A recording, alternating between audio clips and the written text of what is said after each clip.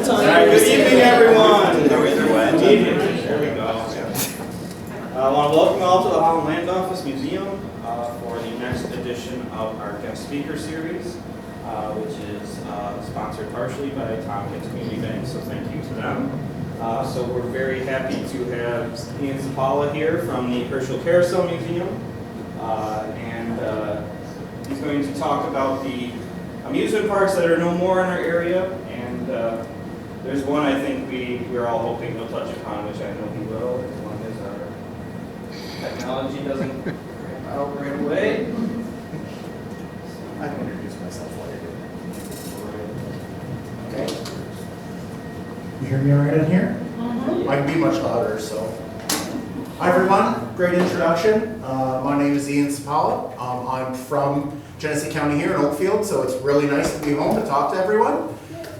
So thank you for all coming. My presentation today is called Lost Parks. It's the Western New York amusement parks of the past. So we're going to be referring mostly to parks that no longer exist. And yes, I've saved the best for last in the presentation. So we'll make sure to talk about our park as well. But we're going to start here on why am I here? And why do I have any sort of information about these things? So it's where I'm from. So the museum that I'm a part of is the Herschell Carousel Factory Museum. We're located in North Tonawanda. We are the only carousel museum in the world that's actually built in the original factory. So our building actually is where carousels were built from 1915 to 1960. And over 50% of all American carousels were built in this city.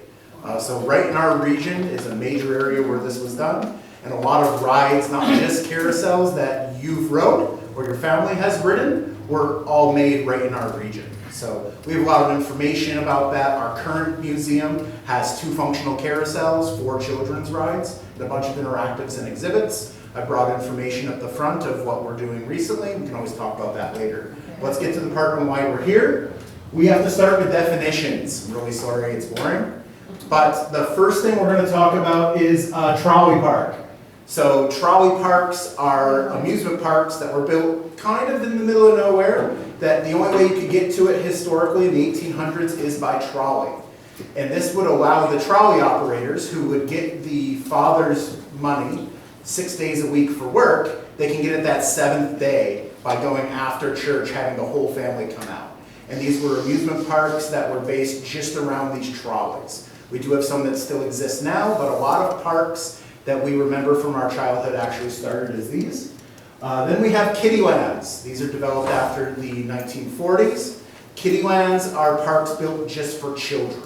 So these will have a bunch of children's rides in them. They can be either parts of larger parks or by themselves. And the third thing is an amusement park. So I've got a relatively recent map of Six Flags there to show that's the whole kit and caboodle. So amusement park is the large grandiose thing.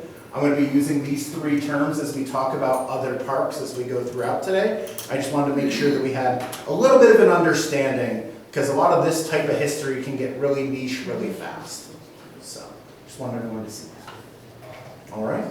Now the first park we're going to talk about is Page's Whistle Pig, which you may know them more for their food than from their actual park. So it was in Niagara Falls. Those rides actually still exist in our area. Page's Whistle Pig was a restaurant called Page's. And the Page family created the restaurant, and they would serve hot dogs wrapped in bacon, covered in cheese sauce. Not great for you, but very delicious. And the problem is that Mr. Page had 5 kids that were running around his back kitchen. So he did what any parent does, and that's find entertainment for them. He bought an amusement ride, stuck it in the back, and had his oldest child operate it for the others. But what ended up happening is all of his customers were coming in and going, hey, how much to ride for the rides in the back? So he ends up buying 5 more and creates in downtown Niagara Falls a tiny amusement park behind his restaurant. So it does close in 2003. But how we're able to have some more modern photographs that you see here is because our museum was able to actually purchase those rides. So they had 5 rides, the museum bought 3 of them, and the other 2 are now at Alcott. So all of those rides were saved in our region. They're all in Western New York, and we can have families ride them and continue to today. 2 of those are the helicopters, which is one of my favorites. We do have some photos of me riding that one. And then we also have the cars, which are a fun one for kids as well.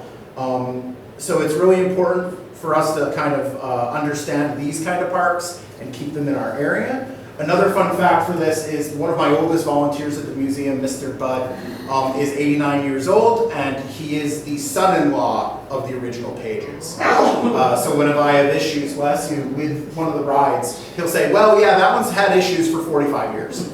So you just don't worry about that. So this is one of the parks we're going to talk about that's no longer with us. Now another park, and that's Crystal Beach.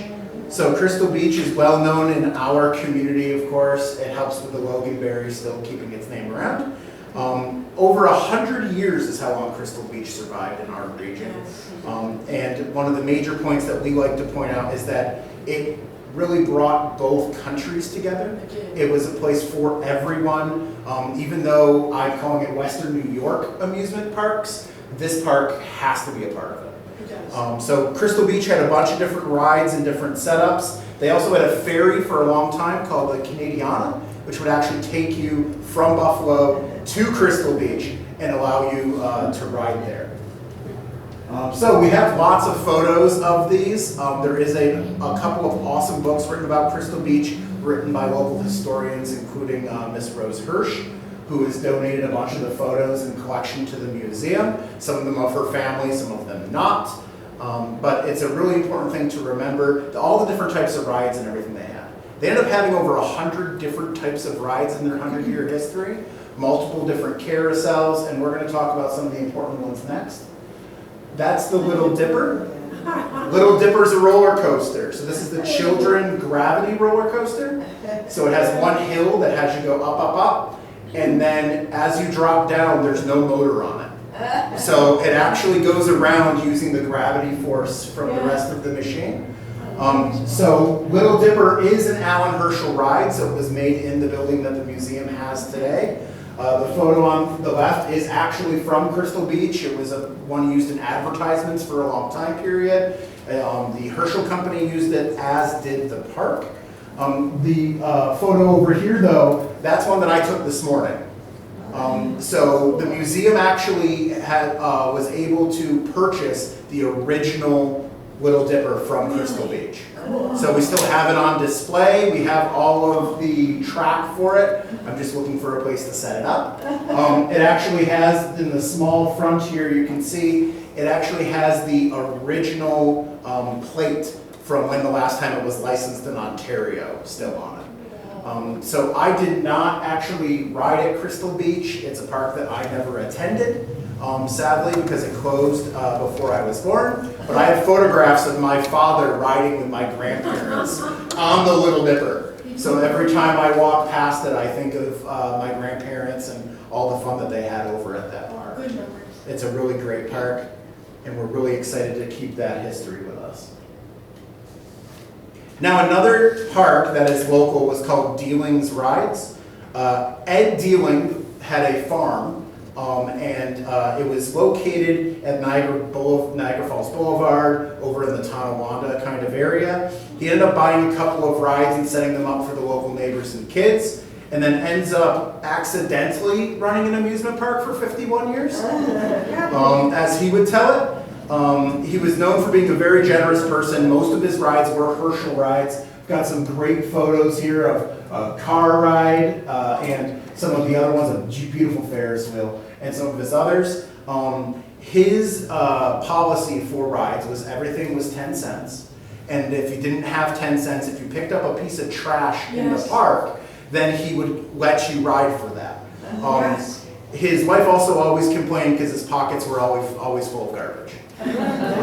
So he always kept trash on him, so if he heard parents saying that they couldn't afford to have another ride, he would drop it out of his pocket, and the kids would be able to pick it up and then be able to ride again. When he decided he was no longer able to run the park in 1980, he sold off all the rides, but the museum was just opening. He donated all of his other materials, which were letters to the companies. It was all of his awards. He had won multiple awards in the area because he worked with a bunch of the local group homes and things like that. And for 3 years running, he was the largest donor to Camp Good Days and Special Times.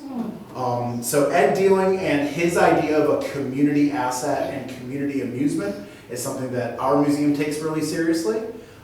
We love to kind of uphold his memory with our rides and how we do things at our museum.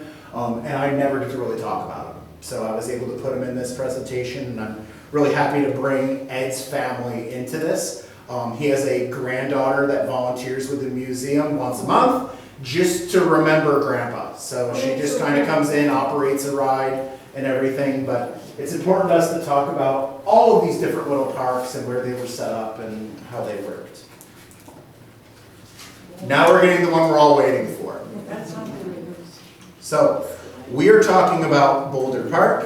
It is known for a few things. One is that it has a very unique carousel, which we'll talk about in depth in a few moments. But we're going to talk about kind of in general what it is and how it works and what the park kind of looked like. So we have this beautiful spot here. This is still there if you want to go and look in the area that talks about it. I'm going to pronounce the family Murat. There are multiple ways to pronounce it, and I'm not saying I'm correct. But that's the way that I'm going to pronounce the family name today. So Boulder Park operated from 1949 to 1970. There is a bit of a break in between, and there is a review at the end as well, which we'll talk about when we get a little closer. Most of the photographs and most of the information that I have here is going to be coming from a particular book, which I will show you at the end, and a lot of information and study that this author was able to do with a lot of help from our local community. So I'm really happy to kind of bring this back to life and talk about it. Boulder Park was an area that had a lot of corporate picnics and things like that. A lot of our local community came in, but people came from far and wide. The park opened Memorial Day, Saturday, May 28th in 1949. And it took a long time to get there and get to the park set up that way.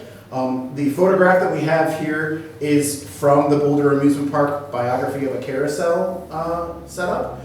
Theo and Phil Murat operate the park in different time periods. And I want to talk about the concerts here for a second. So they would have concerts and little music venues set up to that all the time.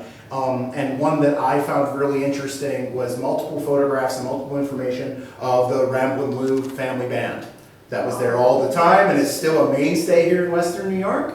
And they were a major proponent of the park and were there a lot more often than I think some people remember.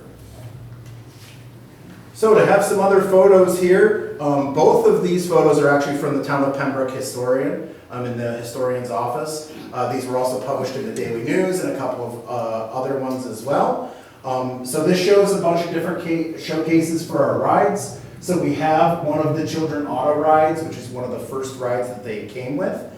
We can also see here the Eli Bridge giant wheel in the back. We can see one of the aero planes, which is also known as a chair plane ride. And then directly in front of us is the boat ride, which I'll talk about as well. When they opened the park originally in 1949, they had the Eli Bridge Ferris wheel, the merry-go-round, or we'll call it a carousel tonight, the auto ride, 2 chair planes, and a kiddie boat ride. They end up getting all kinds of other rides, which we all know the train, which we'll talk about as well in its multiple forms. And it's kind of a unique way that it operated. They also had a Little Dipper, so we've looked at photos and talked about that already. So they had one at the park as well. They also had numerous sets of games and all different kinds of things, a chance and food and different opportunities there as well. Now we're going to get to what I know best, and that's going to be the carousel. So it is an Alan Herschell Company 1919 carousel. It was commissioned by Emily and Theo Merle. They're siblings in 1919. They're actually setting it at Rialto Park, which is in Alcott. Okay. So originally, this machine and most of the rides from the family are actually at multiple other locations. So Theo actually takes a lot of this stuff traveling to other areas. We have history of him popping up in Florida and Missouri and places like that. But after they are at Rialto Park in Olcott, they take a bit of a break. They try to create new Rialto Park in Olcott down the street. That also does not work. And then when the family moves to Genesee County and to Phelps Road specifically, they start preparing, and they are announcing in 1948 through the Daily News that they are going to be opening up a new park at Boulder Park. And they will move the carousel and some of their others as well to it. This is made by the Herschell Company in North Tonawanda. It's incredibly unique for the time period. One, because during this era, there's not a lot of materials to build carousels because we just had World War I. A lot of the materials and workers still haven't arrived back to the factory from war when they're first asking them to create it. And then the other one is that according to legend, this is through family and through others, the Moreaus came to the factory with drawings already. They'd seen Herschell machines, they had operated 2 of them previously, but they had specific animals that they wanted on the machine, and they had them drawn to design and size, and that was really amazing, but it also doesn't help them. And we'll talk about it in a little bit on how some things had to be changed and made. You can see the beautiful roundhouse that eventually was made there. Before that, they would actually have to tarp it off, and there's a lot of documentation about the family having to go down every day and pull the tarps down to prevent the machine from getting ruined before they were able to open up again. And then one of the animals that we see here is the elephant. So the elephant that you see here on this machine is actually the second elephant that was made for this carousel. When they originally built this carousel and wanted an elephant there, they had designs and drawings for the animal. So they carved it, they built it, they put it on, and realized that it weighed twice as much as it should. If you've seen a carousel, they operate from a center pole. The whole thing has to rotate and balance. And this thing just weighed way too much for you to be able to balance the machine. The machine would actually tilt with it on there. So they took it off, and through legend, they put it in Alan Herschell's office. That's not possible because that's now my office, and that would not fit. But they definitely had it throughout the facility. We have photos of it in different parts of the floor when they were working, which is very funny to see someone like modern day welding, and there's just a giant wooden elephant behind it in the photo. But eventually the elephant is sold after the second one is built and placed on the machine. So you can still see this elephant today. It's actually at the Merry-Go-Round Museum in Sandusky, Ohio. They have it on display. You can go see it. They restored it beautifully. I'm still trying to convince them to let them bring it home closer to maybe my museum. But at this point, you can still see it over there. And it's really great to be able to see some of these amazing pieces on display. Now, the animal that we may be aware of from the machine, and is definitely the reason why I got into studying more on the park, is the polar bear. So this is one that the family very much wanted on the machine. We have the original drawings at the museum of the polar bear and its design, and it is designed after they commission it. So this is not a piece that the company already offered. This is when the family said, "We want a polar bear, will you make it?" And for the right price, of course we will. So the Alan Herschell Company Polar Bear is a one of one. There are no others that were made of this because of the cost of it and the size of the animal. It complemented the elephant really well, so the elephant was on one side and the polar bear on the other, but it weighed so much that it was very difficult, and they never made another one. It was actually sold in multiple auctions after it left the park. The last auction on record is 1989. It sold for $121,000. It is, to this date, the second most expensive animal ever sold for American Carousel Amusement. It's also the third and fifth most expensive. So of the top 5, this, with its 3 sales, are 3 of the top 5, to show you how rare and amazing it was. So it's absolutely massive. So we get some good shots here, which I actually found this one this morning. because I was trying to find one of the face and found it in our record. But the author of the book we're going to talk about towards the end here, that's actually her taking measurements of it in the 1980s, right before it is sold for the next time. She was able to go find out who had owned it at the time before it went to auction, was able to take photographs of it, so that's why we have this amazing record. We have a 360 view of all the measurements and everything. And for all of its weight and size, it's the largest animal, even larger than the elephant, that was made for an actual carousel and operated. Is it a private family? I'll take questions at the end, and it's okay. This piece is still currently in private holdings. The family does not want to be recognized or made out. They are on the East Coast. We have regular conversations with them, and they do come and visit the museum and everything, but they ask not to be named. When you have things that are that expensive and big, I totally understand that. Another photograph of the same polar bear, but next to it is a photograph of the steam train.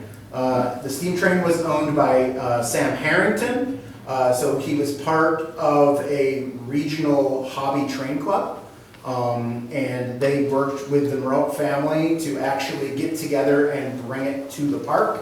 So this was the original type of train that came. And yes, I have only a small, tiny black and white photograph. That's because any other color photos or things that I have found of that original one, the train's moving too fast. So they're all blurry, and they're all worse than this. So it's amazing to kind of talk about that. It was an original steam-powered train. And this is the type of train that would go around the track and was the first one to make that cross over to the other side of the creek as well.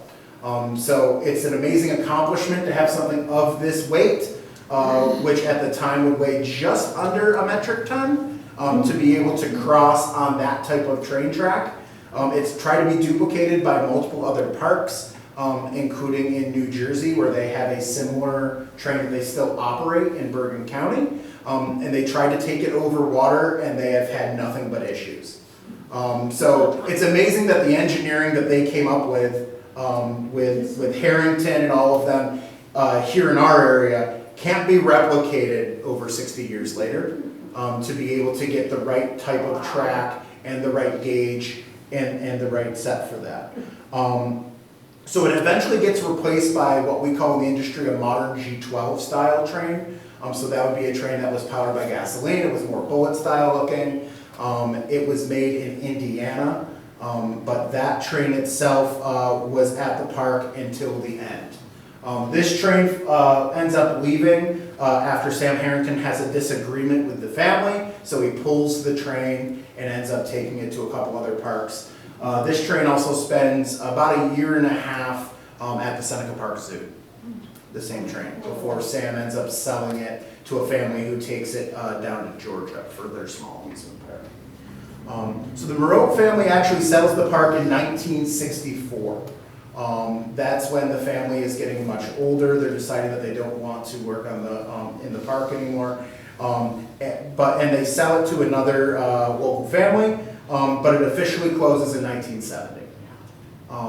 Two of the Moreau family kids actually tried to reinstate the park in 1973. They were not living in town. It was very difficult to operate the park from a much farther area, so they ended up having to close the park permanently in 1974. There's a lot of fun, interesting facts as well about the area, where for a while they were trying to turn that area into a state park. And the family fought against that to be able to open the park and to have some other elements and things like that. I'm really starting to dig into some kind of the history outside of the amusement in that space. And I'm really excited to kind of work with some other local partners and things to kind of understand exactly what that entails. So let's talk about the book. I did bring a copy of it up here. We're not going to all rush at the end, but if people want to take a look at it, we can. Cindy Hennig Hanks is the author of Boulder Amusement Park, the biography of a carousel. So Cindy is, I should say was, sadly, as she passed away in 2008, but she was from Indian Falls. She was a local resident originally. She ends up getting multiple degrees, becomes a professional writer, and is inspired to, when she's showcasing her family around Seabreeze Park, Amusement Park, she's inspired to talk about her park. And she goes on a 15-year journey with a lot of local support and partners to publish this book. So it's published in 2003 with a lot of help from Go Art, which we know here, Genesee Orleans Art, and the Pembroke Historical Association. So she does all the work on the book. She does over 60 interviews with people, talking to them about their time at the park, talking with the family, getting all of the photographs, and doing it really well. But sadly, she ends up passing away in 2008, dying with a bout of cancer. In 2020, I was able to talk to one of her siblings for the first time, who had called the museum, asking about when we were going to be able to open and be able to do things again. Have it pop right back up in a second. But what they were able to do is, when they found out what we were doing and our information there, her estate and everything regarding the museum or about carousels and things were given to her close friend, Barbara Faw-Charles. Barbara and Cindy were actually parts of the National Carousel Association. So Cindy actually was the editor-in-chief of their Merry-Go-Round Up, which is their magazine, for over 30 years. And all of her stuff of carousels went to Barbara, who was one of the founders of the organization. Barbara Charles has always been a huge supporter of Western New York amusement. She's not from here, she's someone who grew up in DC, but she absolutely loved the area and the arts. And Barbara called me on one day in 2021 and said, Ian, would you like some materials for carousel stuff? And I said, whatever you have, I'm always willing to take it. And she goes, well, this has been weighing heavy on my mind. I have these boxes that need to come home. And when she says that, I think it's something that's related to the carousel and related to the museum itself in North Tonawanda.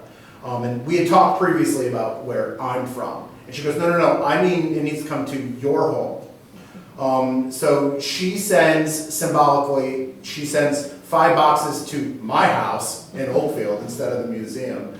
And they are all of the collections of Cindy. These are thousands of photographs of the park, which the museum is just starting to digitize now. This is all of her handwritten notes on every single interview. This is all of her daily news clippings that she has. This is all of her copies of the original manuscripts of the book.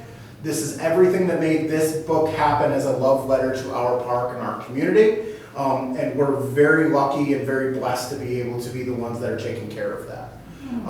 So in 2021, we immediately started digitizing the stuff that was absolutely necessary. So there was a lot of pieces that had started to degrade and have issues. So we were able to fix those and be able to digitize them very quickly. Everything is in our temperature and humidity controlled space that is based for archives. We've been able to mitigate the damage and things that were on a lot of them. And now we're still digitizing.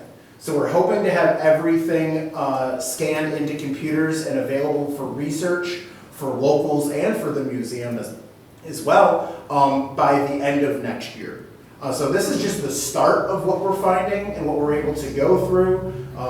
I've spent a lot of time in the last couple of months being able to find these things, and I'm barely scratching the surface. So I'm really excited to be able to kind of move forward and learn even more about the park, be able to take a much deeper dive. And the next time that I'm here, I'll hopefully be spending 45 minutes just talking about Boulder Park. But I wanted to have an opportunity, and I appreciate the Holland Land Office Museum and Ryan for letting me come here and speak about all the parks in general. You know, with society these days, we need to have something to smile and talk about. And amusement is the best way to kind of talk about all of those great movements and things like that. What came with it, with the book originally, was over 25 copies of the book. It's been out of print for a long time. Museum kept 4 or 5 copies for ourselves for research and things like that. And then we sold the rest in our gift shop, and they sold incredibly quickly. We have talked to the group that now owns the rights from the publisher, because that publisher doesn't exist anymore. And it's a slow process, making sure that we go through all the copyright materials and all things like that. But we're hoping in the future we'll be able to reprint the book. We see enough interest for everyone. There's no other book that has all of this material on this particular park. And the National Carousel Association has a lot of interest because this is a very unique and very special carousel that the entire nation wants to actually learn from. So we're going to move forward with that, and I don't have official dates on that, but when we do, we're going to try to get the book republished for everyone to be able to see. Now I want to talk just a couple of lists I have here, and then I'll open the floor up for questions. So we're talking about we've talked a lot about parks that no longer exist. We have to recognize that in our region, we have quite a few parks that still exist. We're very lucky. We've got versions of trolley parks like Seabreeze and Midway State Park. We've got types of Kittyland parks as well, like Alcott. And then we have parks such as Darien Lake and Niagara Amusement Park, which you will better know as Fantasy Island, that started originally as amusement parks. So we've got all of the various forms still in our region. When it comes to a lot of areas, they don't have this type of amusement or these kind of levels of the opportunity for people. And yeah, I had to throw us on top as well. We are a museum, but we do have an open set of 4 children's rides outside that are cost affordable for a lot of families, and is a great way to have a kind of a amusement park setting without having hundreds of people around you. Now, the last thing I'm going to end here with is just a list of all of the other lost parks. So from my research for the past decade with the museum, we've uncovered 33 parks in Western New York. We are considering that Syracuse over. We cheat a little bit. But we are at a total of 34 if you count if you count Crystal Beach. But these were all parks. These are not someone who set up a ride for 6 weeks or some sort of carnival. These all existed with the various times. Some of them we don't have times. We have passing glances from different newspapers or different historical articles that'll give us a random time period or refer to it in the past. But we're doing our best to try to get the history of all of these parks, to get more information on these parks, and we're researching and finding more all of the time. All right, so we're always looking for others. What I like to talk about in our area would be Long Point Amusement. So that was in Geneseo. And we've worked with the Long Point Historical Group quite a bit. They bring in photographs and I tell them what the rides are. It's a fun little game that we play where I go, well, that's a Herschell, that's not, I have no clue what that is. And we try to piece together for them as they are starting to do more research on their park, and they're hopefully, they wanted to accumulate into a book themselves. So we try to work with all the local groups and things like that. The other ones are the Rialto parks, as we see here. Alcott's been really lucky and has had 4 separate amusement parks there, including the one that's there now. But Rialto and New Rialto Park are the ones that were run by the Merritt family before they came to Boulder Park. So they're both listed here as well. So we're always looking for more information. I really appreciate everybody coming out tonight. I'll open it up to questions if anybody has any. So thank you. That's great. It means I said everything there is to say. Yes? So what can you say about Roseland Park? What I can- family went there a lot of times when I was a kid, and since then we have been to. We rode on the Skyliner down in Pennsylvania. Yep. And we rode the carousel in Syracuse, and we heard that the train was somewhere in New England. The train is currently at Quasi Park in Connecticut. The one thing that you will notice is that when we start asking questions or talking about them, if I know something, it's usually the carousels. And that's just because of the nature of my place and work. So the carousel that was at that park is now, of course, at the Destiny Mall in Syracuse. Yes. So it's operating there. That's actually the second carousel that was there. They had an earlier 2 abreast machine that was much smaller. And then when Roseland expanded, they bought the new beautiful shiny one that's now operating in Syracuse. The train's in great shape. Quasi Park has 6 Herschell rides. So I talk to them quite frequently for parts and things like that. And it's still running strong, even though they did convert it, because it originally was steam, it's now diesel powered. Yeah. Why do some of these parks last for only 3 years? It's a great question. The reason why some of these parks last a very short time period is because of different economic changes and things like that. During this time, we have a cultural opinion that we are having to be incredibly local. So if we don't have good transportation, if we don't have extra means and access, then you have to have a lot of these really small parks that will take care of a small area and a small place. Some of these parks on this side, they're all in Buffalo at the same time, and they're literally just taking care of 2 neighborhoods in each space. And then when we start having greater access through trolleys, through cars, through other vehicles, then we can have our area expands, and then that allows us to go to other places. So when that happens, you start seeing the growth of some parks, such as the Darien Lake style parks, and then you see the decline of others, which would be our smaller kiddie lands and places like that. When things become more expensive, these smaller parks can't happen. Also, a lot of them are labors of love. So we talk about Boulder Park, it's really a family park. The reason why they're able to get going at the early ages is because they have kids that they can put to work at the park. So when everyone gets older and things like that, and it's part of a smaller community, you'll have less of the ability to get someone in that wants to do that. The margins aren't as good as other places, and it's really all down to money in business when it comes to that. Yeah.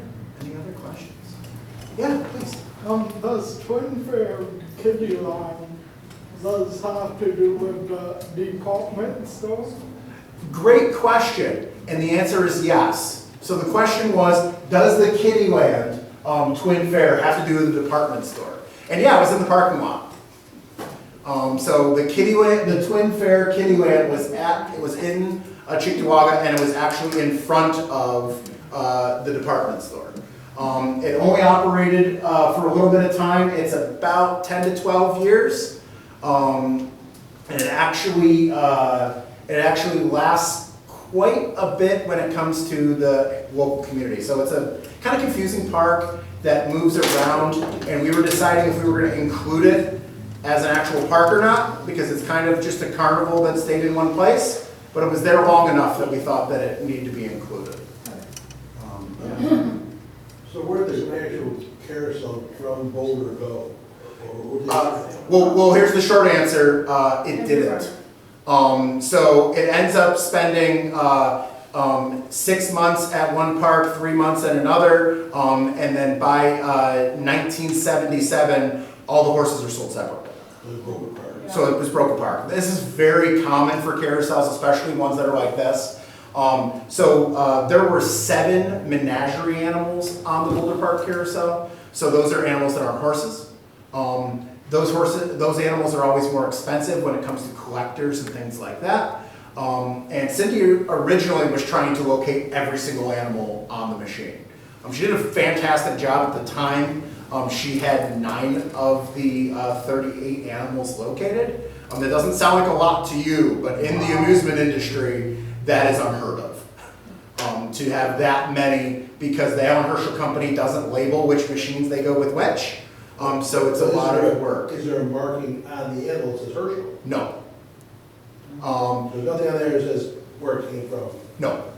What you have to know is exactly the type of carving, the type of style and time period. It comes to people like myself who have been staring at these same animals for 10 years. Our museum is a niche of a niche. So not only are we amusement and carousels, but we are only the ones made in North Tonawanda within that 100-year period, which has all of these stylistic changes. So it's taken me a long time, but I'm now able to look at an animal and go, oh yeah, that is a Herschell one made between 1920 and 1940 before I even get my hands on it. Because you knew the artist's style. Because I understand the carving style, the materials, they all have stylistic differences that allows that to show that. The only company that actually will put their name on anything is the Philadelphia Toboggan Company, which makes a lot of giant grandiose carousels, including the wooden ones at Disney World and Disneyland. So they are the big kind of company. But even then, they don't mark the horses. Originally, when these are being made, you're not supposed to take them off. They ride together. So Philadelphia Toboggan Company just stamps the center pole in the middle and puts a number on it. The animals themselves aren't tracked or traced originally. So when they get split up, unless someone keeps incredibly good records, like the polar bear and the elephant, we couldn't know. We could guess, well, this is an animal from 1919, so it could be from any of these, 35 parks from that year. But there is no actual serial numbers or tracking things on the animals themselves. Was everything that came from Herschell wood? No. 1876 to 1970 is their construction years. They go wood and then into metal. They don't do fiberglass, but there's fully aluminum horses as well. The Alcott Carousel Park that still exists today, they have a 1950s all metal Herschell Carousel today. Really fun to ride. Oh yeah, it's excellent. It feels just like the normal ones, but you'll notice that all of the animals look a little too similar, and that's because they're all stamped in a pattern. Yeah. So you don't get the same feel as you would a wooden one. But yes, that's part of it as well, is what's the right material, what's the right age, and go from there. Yeah, other questions? I think you just answered my question, but, so Herschell no longer makes carousels, is that correct? Great question. So the Allen Herschell Company is sold in 1970 to Chance Amusements. Chance Amusements is located in Wichita, Kansas. They still make carousels to this day. They're making all their materials out of fiberglass. They are one of the last few American amusement companies, as most of the amusement rides that we ride today are being manufactured in Germany and Japan. Those are kind of the rises of those. Twice as much money to ride the rides now. Sorry. No, it's okay. So they are one of the last kind of bastions of American amusement, is Chance. We have a great relationship with them. They donated to the Museum of Fiberglass Horse and one of their fiberglass molds, so we can actually teach the difference and show you how these things are made differently. But they're a family-run company as well. So it's amazing that they are now on their third generation of Chance family that own it. When they bought the company in 1970, they offered every person who worked for Herschell to work for them in Kansas. So about 40% of the workers picked up their families and moved with all the stuff. So there's a huge population of them over there. When I talk to them, even this day, 'cause it's been a very long time, of course, since the 70s, they say a lot of, in their industry, it's a lot of kids and things. So he talked about how funny it is when they have the Chiefs versus Bills games, because in Chance itself, it's like a 50-50 inside the building of who's from Buffalo and they're Bills fans and who's the Chiefs fans within the departments themselves. So it's really interesting. But yeah, so at the museum and with Herschell, we don't produce any new rides today. In 2011, we did buy back the rights to fix all of the children's rides. So we have all the original drawings and designs for everything, and we can produce parts to keep these little parks and amusement rides still operating today.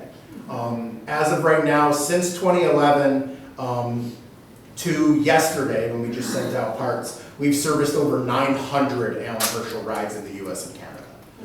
And that keeps those parks going, keeps these rides going for places and for people to experience. Thank you.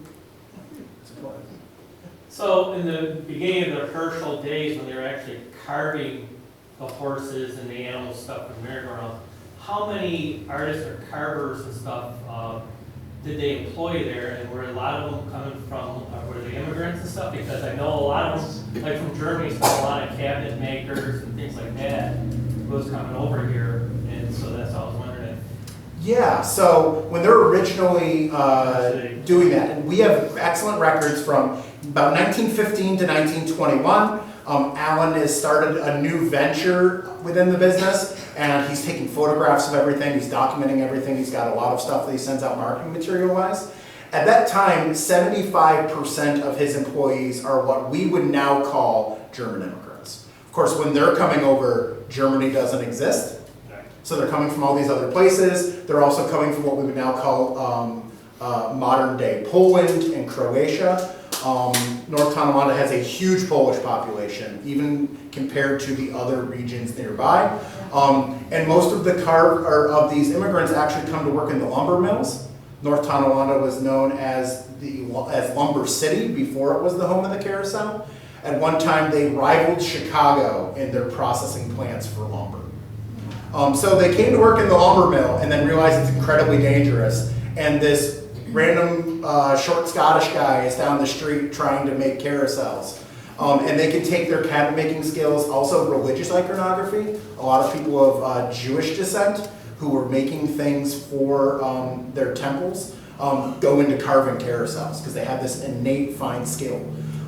So they are carving and they're coming in. The largest number of carvers they take care of or they employ at one time is 75, roughly. They have over 400 employees at their max. North Tonawanda was also home of Wurlitzer, so the Wurlitzer factory was there as well. Between the two companies in 1946, they are employing 48% of the city between those two companies. So the amusement industry was entirely the focus of the city of North Tonawanda. The other thing I didn't mention in there when we talk about Boulder Park is that they had a Wurlitzer organ at the park. There is high debate on what happens to that organ. Some records, and Cindy was one to believe, that it was stolen from the park. Others say that it was sold along with the rest of the park from the family to the new owner, and then that new owner sold it to someone else. The museum has been tracking down that organ.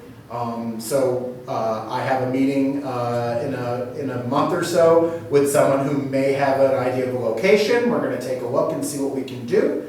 Our museum also has 13 of these band organs. We're the largest collection of Wurlitzer organs, and we still make the music for them to this day. So when you come and ride with us, you're riding a 1916 carousel with a 1908 organ, or if we're playing the other one that day, it's a 1921 organ. I know it's a little newer, but so we're the only place that still does that. So I just got on the track of that organ recently.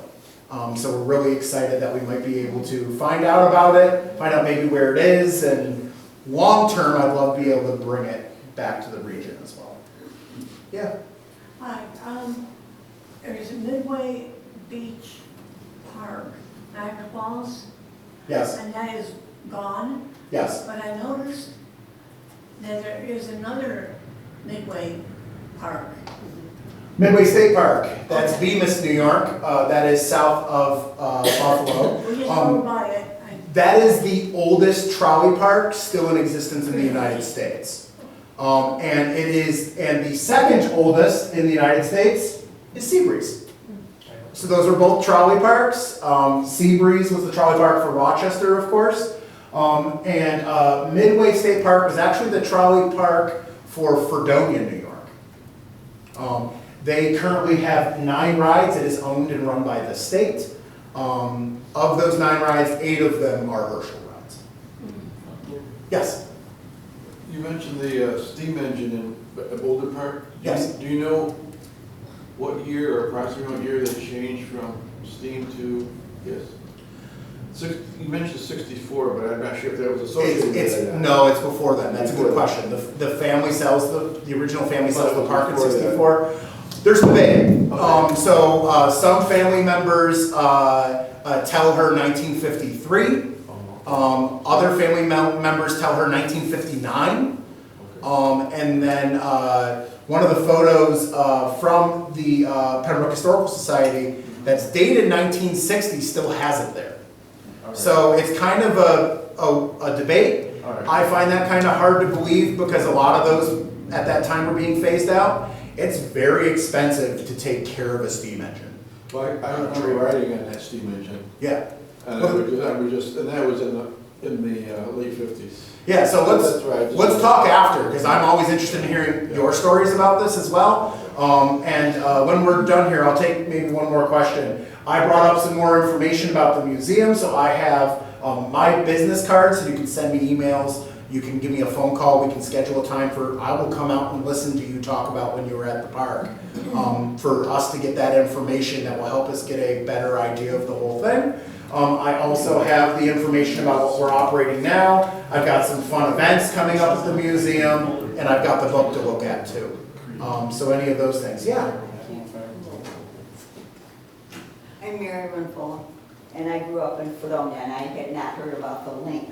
Yeah. Midway State Park, but you know, in Big where they have the woman looking over the cards, you know, the mechanical woman, and they have skee ball in the arcade, and they kept some old-fashioned rides at Midway, and it was a big volunteer group that kept it going after many decades of the same family just saying we can't do this anymore, and the state taking it over.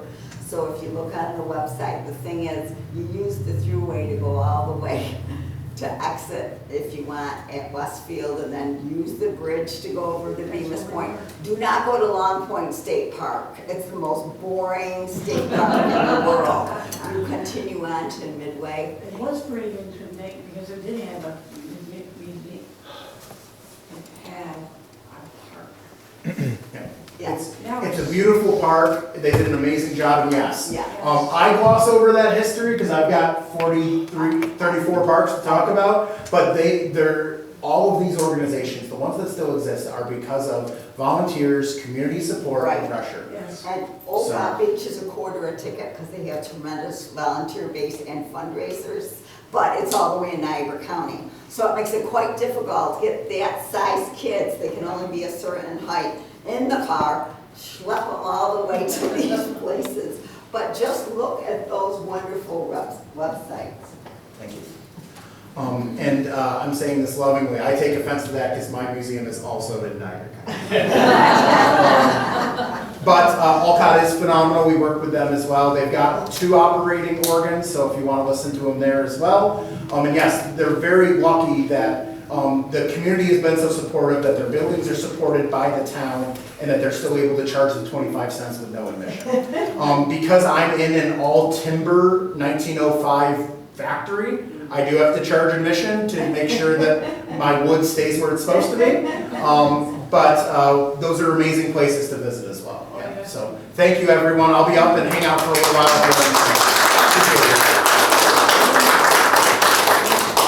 Thank you again, Ian, for that wonderful presentation. Thank you, everybody, for coming. We have another guest speaker in a couple weeks on the 21st. Nellie Ludeman from the National Women's Hall of Fame in Seneca Falls will be coming. She will be talking about famous aviators and astronauts who are in the Hall of Fame now. And we have trivia next Thursday on the national parks. And then Java with Joe is the last Thursday.